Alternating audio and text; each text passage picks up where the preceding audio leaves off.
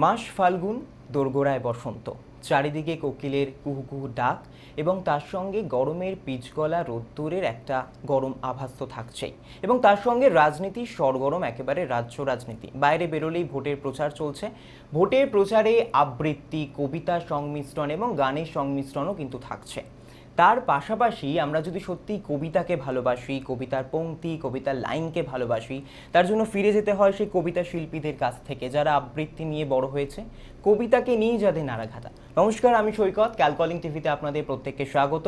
আজকে আমাদের গান আড্ডা কবিতার আসরে রয়েছেন বিশেষ অতিথি, কবিতায় কথালাপের চন্দ্রিমা রায়। চন্দ্রিমাদি, স্বাগত ক্যালকলিং টিভিতে। থ্যাংক ইউ, তোমাকেও অনেক ধন্যবাদ। চন্দ্রিমাদি, আজকে তোমার উপস্থিতি, একেবারে আমি গোড়াতে চলে যাব। কবিতায় কথালাপ যা দিয়ে শুরু এবং তোমার এত বছরের একটা দীর্ঘ জার্নি, তার ফরমেশন বিভিন্ন জায়গা থেকে তাকে শুরু করা, পুরো অধ্যায়টা আগে একটু আমি ছোট করে একটু শুনে নেব। কবিতায় কথালাপ আসলে আমাকে অনেকেই জিজ্ঞেস করেন এটা কি একটা ব্যান্ড, এটা কি একটা দল। আমি বলি যে না, এটা একটা ইচ্ছে পূরণের গল্প। এমন একটা গল্প যেটা স্পর্ধা সাহস থেকে শুরু হয়েছিল, আর বন্ধুদের মদতে, বন্ধুদের প্রশ্রয়ে, তাদের সমর্থনে, তাদের সাহসের উপর ভর করেই আজকে 7-8 বছর পার করে হয়তো 2-4 জন মানুষের কাছে পৌঁছেছে। আমার কাছে এটা একটা ইচ্ছে পূরণের গল্প। সেই ইচ্ছে পূরণের শুরুর আগে একটা সাপোর্ট দরকার হয়, মানুষের ভালোবাসা। এই ভালোবাসাটা তো একদিনের নয়, 1 থেকে 2 দিন থেকে করতে করতে 7 বছর। আর তুমি বলছো 2-4 জন কথাটা কিন্তু একেবারেই ভুল, আমি দর্শকদের উদ্দেশ্যে বলে দেবো, জাস্ট ফানি একেবারে। যাই হোক, এতগুলো মানুষের কাছে পৌঁছানো চন্দ্রিমা রায় সেই ব্যক্তিত্ব, এই যে ভালোবাসা, সামনের দিকে এগিয়ে নিয়ে যাওয়ার জন্য যে এতগুলো কাজ করে এসছো, বর্তমানেও চলছে, ভবিষ্যতে আরো কাজ করছো, সেই গল্পগুলো যদি একটু শেয়ার করো। মানে আমি কি কি কাজ করেছি, কি কি কাজ করেছো, বর্তমানে কি চলছে? প্রথম কাজ শুরু হয়েছিল যে প্রোডাকশনটা দিয়ে, সেটার নাম হচ্ছে মেঘ রূপকথা। মেঘ, বৃষ্টি, এই সময়টা নিয়ে, মানে মনসুন মেলোডি, এই ব্যাপারটা আমাদের সবার জীবনে একটা বৃহৎ নস্টালজিয়ার জায়গা জুড়ে থাকে। তো সেটা নিয়ে আমরা কাজ করতে শুরু করি। আমাদের ফার্স্ট প্রোডাকশন ছিল মেঘ রূপকথা। প্রথমে এখানে একটু বলা দরকার যে কবিতায় কথালাপ বেসিক্যালি একটা ইনস্টলেশন ফরম্যাটে হওয়া প্রোডাকশন ফর্ম। এখানে বিভিন্ন রকমের ইন্ডিয়ান ক্লাসিক্যাল ইনস্ট্রুমেন্টকে লাইভ অন স্টেজ ব্যবহার করে প্রোডাকশনগুলি ডিজাইনড হয়েছে। প্রয়োজন অনুযায়ী গান এসেছে, আরও বিভিন্ন রকমের ওয়েস্টার্ন মিউজিশিয়ানসরা এসে জয়েন করেছেন। ম্যাথিউস মুলার, জার্মানির আমার বন্ধু, he has taken part in two few of my productions as well. তো এইভাবে কাজ চলতে চলতে কবিতার কথালাপ এগিয়েছে। আর আমার যেটা একটুখানি বলার এই বিষয়ে, যে দেখো, বিভিন্ন কবিতা, বিভিন্ন গান, গল্প, অনুষঙ্গ আমরা কম বেশি সকলেই বলে থাকি, কিন্তু তার একটা যূথবদ্ধ ভাব সম্মিলন, সেটাই তো একটা একটা করে ফুল দিয়ে মালার মতো একটা পুরো টোটালিটির কনসেপ্ট তৈরি করে। সেটার জন্য কিন্তু একটা খুব ডেসপারেট রিসার্চ লাগে, মানে কোনটার পরে তুমি কোনটা দেবে, এবং মোর ইম্পর্টেন্টলি সেটা কেন দেবে, এবং তুমি কি কাজ করতে চাও, তার ব্যাকগ্রাউন্ড কি, তার সাথে কি ইনস্ট্রুমেন্ট যায়, সেখানে কি রাগ বাজবে, কেন বাজবে, এগুলো কিন্তু রিসার্চ না করে তুমি করতে পারবে না। সুতরাং সেইটা আমার কাজের একটা বড় অংশ জুড়ে থাকে। বলতে পারো প্রোডাকশনগুলো তার ফ্যাসেটস। মানে আমরা জানি ডেজার্টেশন, যখন আমরা ডেজার্টেশনে কোনো প্রজেক্ট করতে যাই, একটা রিসার্চ ওয়ার্ক করতে হয়, স্যাম্পলিং করতে হয়, বিভিন্ন ভাগ থাকে, সাক্ষাৎকার গ্রহণ করতে হয়।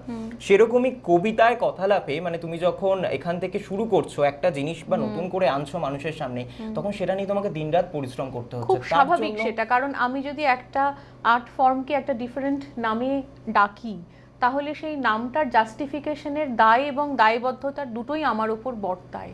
আমি এটাকে এক্সিস্টিং কোনো একটা নাম না দিয়ে একটা অন্য নাম দিচ্ছি, সেটা হতে পারে এখন যে সবই চলছে চলছে বলে করলে সে করাটা একরকম, কিন্তু যদি সেটার অথেন্টিকেসি মেনটেন করতে হয়, তাহলে you have to put your blood and sweat and everything into it. আমি এই জায়গাটাতেই আমি আসবো চন্দ্রিমাদির কাছে। চন্দ্রিমাদি, বর্তমানে আমরা লকডাউনের ফেসে দেখেছি, ঘরে বসে বিভিন্ন সোশ্যাল সাইটে এখন একটা বলা যেতে পারে দৌড়াতো, এই পেজ আসছে সোশ্যাল সাইটে, ওই পেজ আসছে ফেসবুকে, ভীষণ ভাইরাল হচ্ছে কবিতা। ঘরে বসে আবৃত্তি শিল্পী যারা রয়েছেন আবৃত্তি করছে, কখনো প্রতিবাদ করছে।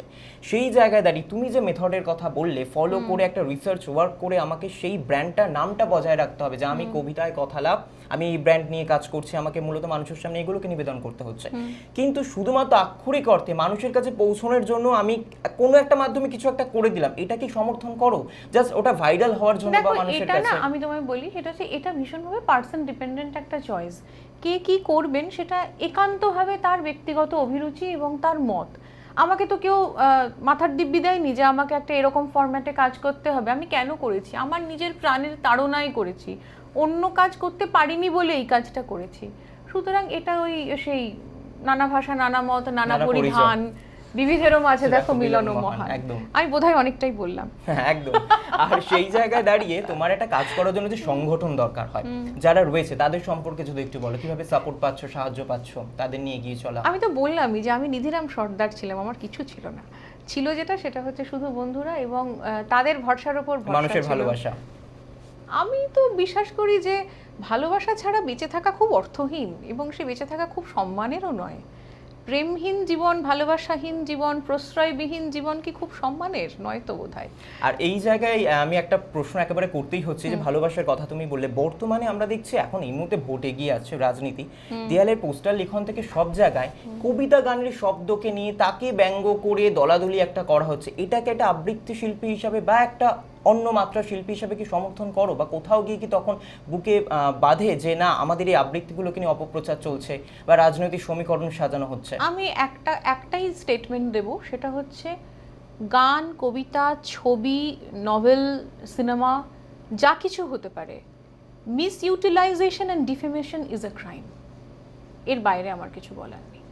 আর আমার পাশে যিনি বসে রয়েছেন, আমরা জানি যে যে রাধে সে চুলো বাঁধে, আমার পাশে যিনি বসে রয়েছেন তিনি কিন্তু একেবারে রূপে লক্ষ্মী গুণে সরস্বতী বলা যেতে পারে। তার অনেকগুলো কারণ আছে। এবার চলে যেতে হবে এখান একদম না, আমি তো ছাড়বো না, কারণ আজকে যখন পেয়েছি এবার তো আমি আবৃত্তিতে আসবই।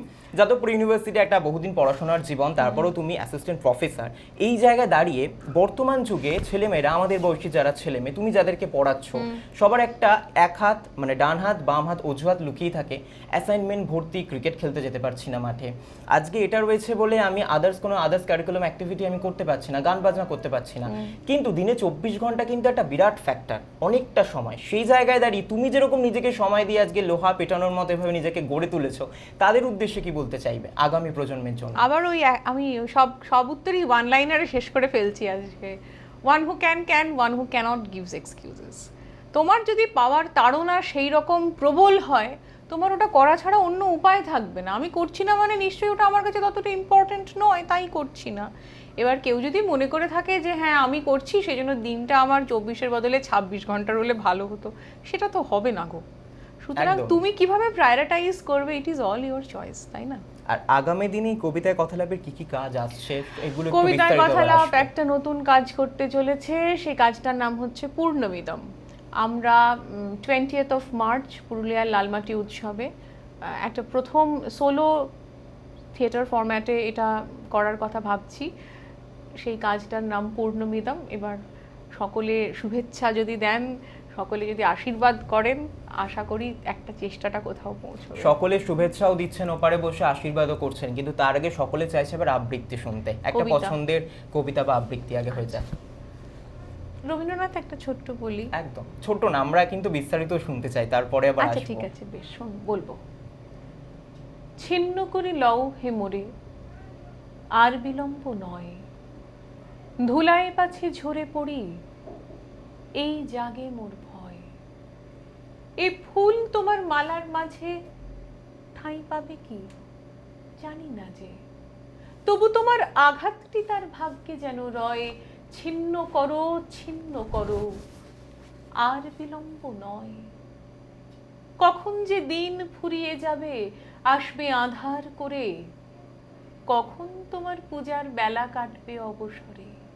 যেটুকু এর রং ধরেছে, গন্ধে শোভায় বুক ভরেছে, তোমার সেবায় লও সেটুকু, থাকতে সুসময়। ছিন্ন করো, ছিন্ন করো, আর বিলম্ব নয়। অসাধারণ সত্যি, মানে আমিও হারিয়ে যাচ্ছি বোধহয় ওই আবৃত্তি কবিতার সুরে।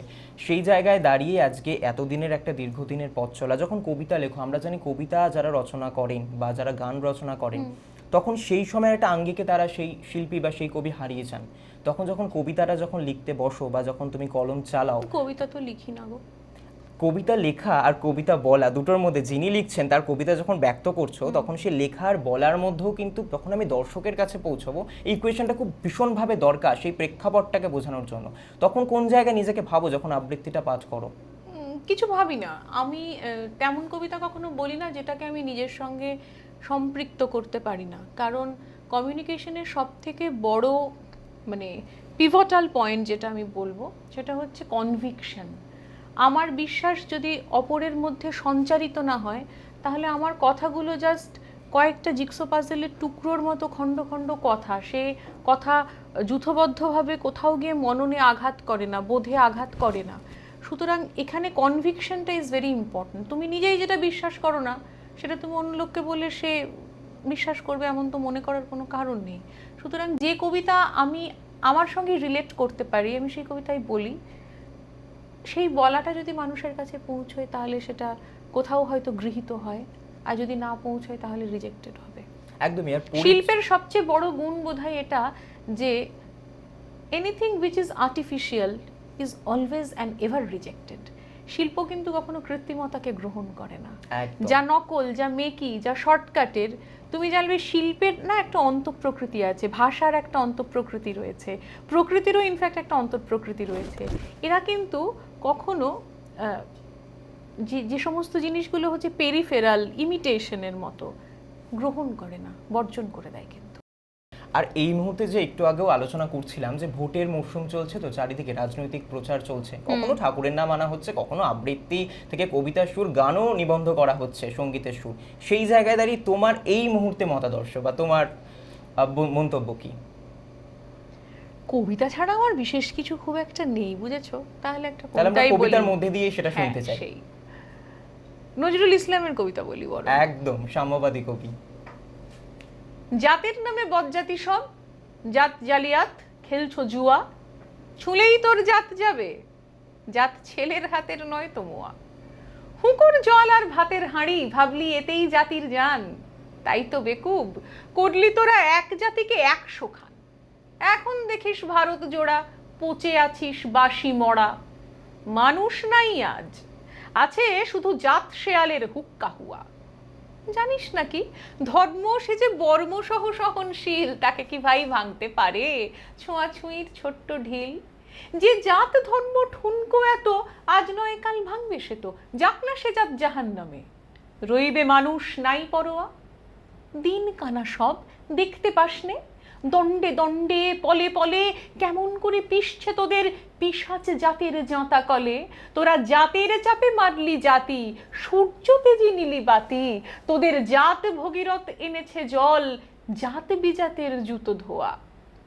মনুঋষি অনুসমান বিপুল বিশ্বে যে বিধির, বুঝলি না সেই বিধির বিধি, মনুর পাই নোয়ার শির। ওরে মূর্খ, ওরে জড়ো, শাস্ত্র চেয়ে সত্য বড়, তোরা চিনলি নেতা চিনির বলদ, সার হলো তাই শাস্ত্র বওয়া। সকল জাতি সৃষ্টি যে তাঁর, এ বিশ্ব মায়ের বিশ্ব ঘর, মায়ের ছেলে সবাই সমান, তার কাছে নাই আত্মপর। তোরা সৃষ্টিকে তার ঘৃণা করে স্রষ্টায় পুজিস জীবন ভরে, ভস্যে ঘৃত ঢালা সে যে বাছুর মেরে গাভী দোয়া। বলতে পারিস বিশ্বপিতা ভগবানের কোন সে জাত? কোন ছেলের তার লাগলে ছোঁয়া অসুচি হন জগন্নাথ? নারায়ণের জাত যদি নাই, তোদের কেন জাতের বালাই? তোরা ছেলের মুখে থুথু দিয়ে মার মুখে দিস ধূপের ধোঁয়া। ভগবানের ফৌজদারি কোর্ট, নাই সেখানে জাত বিচার। তোর পুইতে টিকি টুপি টোপর, সব সেথা ভাই এক এককার। জাত সে শিঁকে তোলা রবে, কর্ম নিয়ে বিচার হবে। তারপর বামুন চাঁড়াল এক গোয়ালে, নরক কিংবা স্বর্গে থোয়া। এই আচার বিচার বড় করে প্রাণ দেবতায় ক্ষুদ্র ভাবা। বাবা সেই পাপে আজ উঠতে বসতে সিঙ্গি মামার খাচ্ছ থাবা। আজ নাইকো অন্ন, নাইকো বস্ত্র, নাই সম্মান, নাইকো অস্ত্র। এই জাত জুয়ারির ভাগ্যে আছে আরো অশেষ দুঃখ সওয়া। কেয়া বাত, মানে সবার ওপর মানুষ সত্য, তাহার ওপর কেহ না। এই মুহূর্তে বর্তমান পরিস্থিতিতে ধর্ম নিয়ে রাজনীতি যেভাবে চলছে আমরা দেখতে পাচ্ছি, তার জন্য বলা যেতে পারে এটা একেবারে সদুত্তরে একেবারে সপাটে থাপ্পড় মারার মতো একটা আবৃত্তি আমরা শুনলাম। এই জায়গায় আসবো, পরের প্রশ্নে আমি আসছি। আমরা দেখি শিল্প, মানে শিল্প ভাঙিয়ে যে শিল্পীরা তৈরি হয়, আমরা দেখি শিল্প কিন্তু কখনো পুরনো হয় না। যেরকমভাবে দেখি একদম প্রাচীনকালে থেকে শুরু হওয়া, সেই আমরা ব্ল্যাক অ্যান্ড হোয়াইট আমলে যদি আমরা ফিল্মগুলোকে দেখি, সেই গানগুলো এখন নতুনভাবে নতুন ভার্সনে আসছে, গাওয়া হচ্ছে।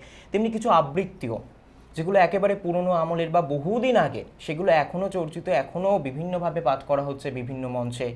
আমরা ব্রততী বন্দ্যোপাধ্যায়ের মুখে বিভিন্ন আবৃত্তি শুনি, যেগুলো এক সময় পুরনো আমলে আমরা বইয়ের পাতায় পড়ে এসেছি, নতুন করে আবার স্থান পাচ্ছে। সেরকম একটা কিছু আবৃত্তি যেটা তোমার খুব পছন্দের, তুমি ছোটবেলা থেকে করে এসছো, বিভিন্ন জায়গায় পাঠ করে এসছো। জাতির বজ্জাতি তো তাই অনেক ছোটবেলার থেকে বলা কবিতা। আরও একটা এরকম আবৃত্তি শুনবো যেটা পুরনো, এখনো পর্যন্ত আমরা পুরনো শুনলে পরে মনে হয় সেটা চির নতুন সবসময়ের জন্য। এরকম কিছু একটা যদি আবৃত্তি শোনা, মানে এমন একটা কবিতা যেটা বহুশ্রুত বহু- হয়ে আসছে। একদম। আচ্ছা, বহুশ্রুত হয়ে আসছে এমন কবিতা। আমি নিজে একটু অফবিট কবিতা বলতে পছন্দ করি। আমরাও কিন্তু অফবিট নিউজ করতে পছন্দ করি, তার জন্য অফবিট নিউজের সঙ্গে অফবিট কবিতা এটা খুব ভালো একটা ভ্যারাইটি। তুমি বলো এবার। কি তোমাদের কোনো স্পেসিফিকেশন আছে যে এইরকম কিছু শুনতে চাই বা কিছু? হ্যাঁ, এই মুহূর্তে সেটা যদি খুব সমসাময়িক মুহূর্তে হয়, যেটা একেবারে দর্শকের মনে একটা খোঁচা দিতে পারে বা দর্শকের মনের মননে ঋদ্ধ করতে পারে, সেরকম একটা আবৃত্তি শুনতে চাইছি। এই আমি একটু আগে বলছিলাম যে প্রেমবিহীন জীবন খুব অর্থহীন আমার মনে হয়, হ্যাঁ। ভালোবাসাহীন জীবন ভীষণ আর ইনসিকিউর। মাস বসন্ত, একটু প্রেমের কবিতা তো আসবেই। এই কবিতাটা আমি অনেক ছোটবেলার থেকে শুনেছি, ইনফ্যাক্ট এখন নিজের বলাও বহু বছর হয়ে গেল। সেই কবিতাটা একটু বলি, জয় গোস্বামীর লেখা। অর্ধেকটা বলবো, হ্যাঁ? খুব প্রিয় কবি আমার জয় গোস্বামী, একদম। আচ্ছা, কার নয় বলো? একদম। সবার সঙ্গে বসেছিলাম পথের পাশের চায়ের দোকান, মাথার ওপর খড়ের চালা ছই। হঠাৎ কেন ডাক পাঠালে? ও অন্ধকার বসন্ত দিন, এখন আমার ভূমিকা অল্পই। ওরা কেমন ভেসে আসছে, দোলের ছেলে দোলের মেয়ে, সারা শরীর আবির ওদের, পায়ের তলায় সমুদ্র থই থই। এমন সময় ঝড় নেমে আয়, আয় রে আমার শুকনো পাতার ডালে ডালে। ঝড় নেমেছে ওই, উড়িয়ে দিল যেন রে কার পাগল করা গানের গলা, হাত থেকে কার খসিয়ে নিল বই। ফিরল যখন, চুলের ওপর ঝড়ের কুটো আটকে আছে, সরিয়ে দেব, কিন্তু আমার ভূমিকা অল্পই। একটা দুটো চুল রূপলি, আমি তো তার মেয়ের বন্ধু। তাই বলে কি বসন্ত দিন মনে মনেও তার বন্ধু নই? ঝড়কে গিয়ে জানিয়ে এসো, কি মানে হয় এমন করার? সে বুঝবে না আমি যে তার শুকনো পাতা হই। আবার আমার ডাল কাঁপছে, সমস্ত ডাল কাঁপছে আমার। কিন্তু বলো বসন্ত দিন, তার সঙ্গে তলিয়ে যাওয়ার উপায় আমার কই? পুরোটাই বলে ফেললাম, বললাম পুরোটাই। আমি আর্ধেকটাও আর্জি করেছিলাম, আবেদন জানিয়েছিলাম, তার জন্য আপনারাও কিন্তু সেই উপহারটা পেলেন। এরপর আসবে একটা খুব একটা কঠিন প্রশ্ন, যে প্রশ্নের উত্তর দেওয়ার জন্য তোমাকে একটু ভাবতে হবে। আচ্ছা, তোমার চোখে বর্তমান যুগে, সমসাময়িক যুগের একজন প্রিয় কবির নাম শুনতে চাইবো, একজনই প্রিয় কবির নাম। খুব টাফ এটা বলা যদিও। রবীন্দ্রনাথের চাইতে সমসাময়িক তো আমি আর কাউকে দেখি না। তোমার চোখে শ্রীজাত বন্দ্যোপাধ্যায়। বন্ধু, অনেক পুরনো বন্ধু। আমরা যদি শ্রীজাতদার একটা আবৃত্তি শুনি। শ্রীজাত অনেক পুরনো বন্ধু। শ্রীজাতর কোনো কবিতা শুনবে? একদম, কবিতা। আচ্ছা,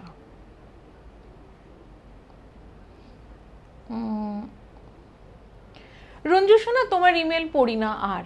এই অসীমে হপ্তা পিছু 10 টাকা যায় ট্যাঙ্ক থেকে। ইংলিশ বাদ, বাংলা চালু, শহরের সব রাস্তা ঢালু। গড়াই আবার ফিরেও আসি এক থেকে। আকাশ ভরা সূর্য তারা, হাওয়ায় তখন কি আশকারা। বুঝিনি, তাও এগিয়ে গেছি চোখ বুজে। ঠেকতে ঠেকতে এখন জানি, দুধ কা দুধ পানি কা পানি, জীবনে সব স্টেপ নিতে হয় লোক বুঝে। কে কান চুলোয় ঘাপটি মেরে কার কফিনে ঠুকছে পেরেক, কে কার ঘাড়ে নল রেখেছে বন্দুকের। তবু তো প্রেম সর্বনাশী, পুজোর চাঁদা তুলতে আসি, সাহস পেতে সঙ্গে রাখি বন্ধুকে। অসীম কালের যে হিল্লোলে তোমার বাবা দরজা খোলে, দেখেই আমার প্রাণ উবে যায় রঞ্জিনী। বিকেল করে ঘুরতে বেরোই, স্টিমার চেপে গঙ্গা পেরোই, তুমি আর আমি দাসকে বিন মন জিনিস। বেকার ছেলে প্রেম করে আর পদ্য লেখে হাজার হাজার, এমন প্রবাদ হেব্বি প্রাচীন অরণ্যে। কিন্তু তার আড়াল খবর, জবর দখল দখল জবর, হাজারবার মরার আগে মরণ নেই। কান পেতেছি, চোখ মেলেছি, যা দেখেছি ভড়কে গেছি, থমকে গেছি পড়ার মুখে রাত দুপুর। ঝাপটাতে ঝাপটাতে ডানা, পাখি চায় দৈনিক 4 আনা, কাপড় কিনলে হয় না মুখের ভাতটুকু। প্রাতকৃত্য করছি বসে, এমন সময় কি একজন লাথ ঝেড়েছে কাজল কালো পশ্চাতে। একই দুদিন হয় না, শক্ত, তার উপরে চোটের রক্ত, খুব লেগেছে। আমি কিন্তু বস তাতে রাগ করিনি। ক্ষমাই ধর্ম, শঙ্খ ঘোষের কবির বর্ম গায়ে চাপিয়ে ঘুরে বেড়াচ্ছি, বাসের মধ্যে ধাক্কা খাচ্ছি, হাত পা দিয়ে ঘুম তাড়াচ্ছি, বেঁচে ফিরছি, সেটাই আসল কথা। টাকা খুঁজছি ঠান্ডা ঘরে, নোংরা হাতে, কারখানাতে তুমি হতাশ, আমিও সালা বিরক্ত। দেওয়াল দেখে খিস্তি মারি, কোলবালিশকে জাপটে ধরি, কান্না আসে, এ কোন দেশে বীরত্ব। বাড়ির লোকের উত্তেজনা, কেন কিছু একটা করছে না, যেন আজও বেকার আছি শখ করে। তবুও এমন দেশপ্রেম যে এমপ্লয়মেন্ট এক্সচেঞ্জে নাম লিখেছি সোনাবরণ অক্ষরে। তুমি বরং সেটেল করো, গঙ্গারামকে পাত্র ধরো, ফরেন কাটো, দুঃখ পাবো সামান্যই। আমায় নিয়ে খেলছে সবাই, সুযোগ পেলেই মুরগি জবাই। তুমি তোমার, আমি তো আর আমার নই। ধপের আকাশ, সূর্য তারা, স্বপ্নগুলো বাস্তুহারা। এবার থেকে নৌকো বুঝে পাল তুলো। আজ এটুকুই, সামলে থেকো, আমায় ছাড়াই বাঁচতে শেখো। আদর নিও, ইতি তোমার ফালতু লোক। দারুণ দারুণ, চমৎকার। আমরা শ্রীজাতদার কবিতার মধ্যেই অন্যরকমভাবে খুঁজে পাই। ইভেন শ্রীজাতদার সোশ্যাল মিডিয়াতে ভীষণ অ্যাক্টিভ মানুষ। মানে যেটা হয় সাধারণত, আমিও দেখি ফেসবুক খুলে সোশ্যাল মিডিয়া ভীষণভাবে সি ফার্স্ট করা থাকে ওনাকেও, যে হঠাৎ করে এলেন, দিনে একটাই হয়তো পোস্ট দেবেন, মাত্র 2 লাইনের, কিন্তু 2 লাইনের মধ্যেই সেখানেই একটা চমক থাকে বিশেষভাবে। তো যাই হোক, আর এরপর একেবারে আমরা আলোচনার শেষের দিকে চলে এসেছি, কিন্তু আমি দর্শকদের বলে রাখি সময়টা খুব কম, কিন্তু আমার কিন্তু ছাড়তে ইচ্ছা করছে না চন্দ্রিমা দিকে। আগামী দিনও পাবো, তো এই প্রতিশ্রুতিটা যদি দিয়ে যাও দর্শকদের। বেশ, অবশ্যই, কবিতা আরো নতুন নতুন শুনবো। নিশ্চয়ই। তুমি বলছিলে যে ভবিষ্যতে কাজগুলো আসবে, সেটা হ্যাঁ, সবিস্তারে হ্যাঁ, তুমি ব্যাখ্যাও নিশ্চয়ই, করেছো, নিশ্চয়ই, সেসব নিয়েও আমাদের সামনে সেই প্রেজেন্টেশনগুলো হ্যাঁ, থাকবে। পূর্ণমিদম হোক, তারপরে নিশ্চয়ই আবারও কখনো নতুন কাজ যেগুলো হচ্ছে এবং আসছে আর কি আগামীতে, সেগুলো নিয়ে কখনো নিশ্চয়ই কথা বলা যাবে। একদম। আর একদম শেষের আলোচনায় আসার আগে একটা আবৃত্তি আমার খুব পছন্দের নিজের, ভবানী প্রসাদ বাবুর, যে কিছুদিন আগেই দেখলাম আমরা 21শে ফেব্রুয়ারি গেল আন্তর্জাতিক ভাষা দিবস, এবং সেই ভাষা দিবস উপলক্ষে আমাদের একটা কবিতায় মাথায় ঘোরে, দাদা আমার ছেলের বাংলাটা ঠিক আসে না। এই আবৃত্তিটা যদি একটু শুনি। না, আমি এটা অন প্রিন্সিপাল বলবো না, তার কারণ আমি এই কথাটার সঙ্গে নীতিগতভাবে সহমত নই। মানে যেটা তুমি একটু আগে বলছিলে যে পপুলারাইজেশনের একটা মাধ্যম, সুতরাং শিল্পের যদি জনমত গঠনের দায় থেকে থাকে, তাহলে সঠিক আইটেম সিলেক্ট করে ডেলিভার করারও দায় একজন আর্টিস্টের বর্তায়। সুতরাং সেক্ষেত্রে আমার ছেলের বাংলাটা ঠিক আসে না, এটা যদিও বহুল প্রচলিত একটা কবিতা, কিন্তু এটাকে সার্টিফাই করা বা এনডোর্স করার মতো কোনো দায় আমি রাখি না, অনুভবও করি না। কারণ আমার সন্তান যদি বাংলা বলতে না পারে, তাতে সবচেয়ে বেশি লজ্জিত আমিই হব। সুতরাং এটাকে আমি ডেলিভারেবল একটা আইটেম বলে মনে করি না। তবে তুমি বলেছো যেহেতু, আমি 4 লাইন বলবো নিশ্চয়ই, কিন্তু সেটা আমার পছন্দের কিন্তু কবিতা। খুব দারুণ উত্তর দিয়েছে কিন্তু দিদি একেবারে। Thank you. না, আমি মনে করি বিশ্বাস প্রত্যেকের নিজস্ব, এবং বিশ্বাস প্রত্যেকের নিজস্ব, এবং আমি আমার দায়িত্ব এবং দায়বোধ থেকে আমার শিল্প চর্চা করি। সুতরাং সেক্ষেত্রে আমার হ্যাঁ নায়ের অধিকারটাও আমার থাকা উচিত। এটাই বোধহয় একটা শিল্পীর অধিকার, শিল্পীর সত্তা। শিল্পীর সত্তা থেকে তো খুব আলাদা শিল্পের চরিত্র হয় না। আমি যেমন, আমার কাজও তো তেমনই হবে। এবং যদি কোথাও সেটা দ্বিধা বিভক্ত হয়, যেখানে আমি মানুষটা একরকম, আমার কাজটা অন্যরকম, সেই দ্বিচারিতাটাও বোধহয় শিল্প গ্রহণ করবে না। কারণ সব শেষে কিন্তু সেই একটা ব্র্যান্ডই থাকবে, কবিতায় কথা লাভ। ব্র্যান্ডের জন্য না, ব্র্যান্ডটা তো তৈরি হয়েছে, যেটা তুমি বারবার করে বলছিলে, আজকে হয়তো ব্র্যান্ড, একদিন তো ব্র্যান্ড ছিল না। সেদিন কিন্তু মানে নিষ্ঠা, সত্যনিষ্ঠা এবং আশা, এই 3টে পিভটের ওপর ভর করেই চলা শুরু হয়েছিল। সুতরাং সেই সততার জায়গাটা আমি ডেভিয়েট করতে চাই না। সৈয়দ শামসুল হকের একটা কবিতার 4টে লাইন বলবো। আমি জন্মেছি বাংলায়, আমি বাংলায় কথা বলি, বাংলার আলপথ দিয়ে আমি 1000 বছর চলি পলিমাটি কোমলে আমার চরণ চিহ্ন ফেলে, 1300 নদী শুধায় আমাকে, কোথা থেকে তুমি এলে? আমি তো এসেছি চর্যাপদের অক্ষরগুলো থেকে, আমি তো এসেছি সওদাগরের ডিঙার বহর থেকে, আমি তো এসেছি কৈবর্তের বিদ্রোহী গ্রাম থেকে, আমি তো এসেছি পাল যুগ নামে চিত্রকলার থেকে, এসেছি আমার পিছনে হাজার চরণ চিহ্ন ফেলে, শুধাও আমাকে এত দূর তুমি কোন প্রেরণায় এলে? তবে তুমি বুঝি বাঙালি জাতির ইতিহাস শুনো নাই, সবার উপরে মানুষ সত্য, তাহার উপরে নাই। একসাথে আছি, একসাথে বাঁচি, আজও একসাথে থাকবই, সব বিভেদের রেখা মুছে দিয়ে সাম্যের ছবি আঁকবই। পরিচয়ে আমি বাঙালি, আমার আছে ইতিহাস গর্বের, ভয় করি না কখনোই আমি উদ্যত কোনো খড়গের। শত্রুর সাথে লড়াই করেছি, স্বপ্নের সাথে বাস, অস্ত্রেও শান দিয়েছি যেমন, শস্য করেছি চাষ। একই হাসি মুখে বাজাইছি বাঁশি, গলায় পড়েছি ফাঁস, আপোষ করিনি কখনোই আমি, এই হলো ইতিহাস। এই ইতিহাস ভুলে যাব আজ, আমি কি তেমন সন্তান? যখন আমার জনকের নাম শেখ মুজিবুর রহমান, তারই ইতিহাস প্রেরণায় আমি বাংলায় পথ চলি। চোখে নীলাকাশ, বুকে বিশ্বাস, পায়ে উর্বর বলি। অসংখ্য ধন্যবাদ আজকে দিদিকে আমাদের সঙ্গে থাকার জন্য। আজকে আমাদের গানে আড্ডায় কবিতার আসরে ছিলেন চন্দ্রিমা রায়। আসার জন্য ধন্যবাদ। আগামী দিনেও পাবো এরকম একটা আশ্বাস কিন্তু আমাদের দিয়ে গেলেন। আপনারাও সঙ্গে থাকুন, এরকম আরও বিভিন্ন আড্ডার আসরে আপনাদেরকে নিয়ে আসবো। আজকের মতো আড্ডা গল্প এ পর্যন্ত। ক্যালকলিংকেও অনেক ধন্যবাদ, তোমাকেও ধন্যবাদ, দর্শকদের ধন্যবাদ। দেখা হবে আবার পরের। অসংখ্য ধন্যবাদ। সঙ্গে থাকুন, দেখতে থাকুন ক্যালকলিং টিভি। প্রাণের কলকাতা, কলকাতার প্রাণ। নমস্কার।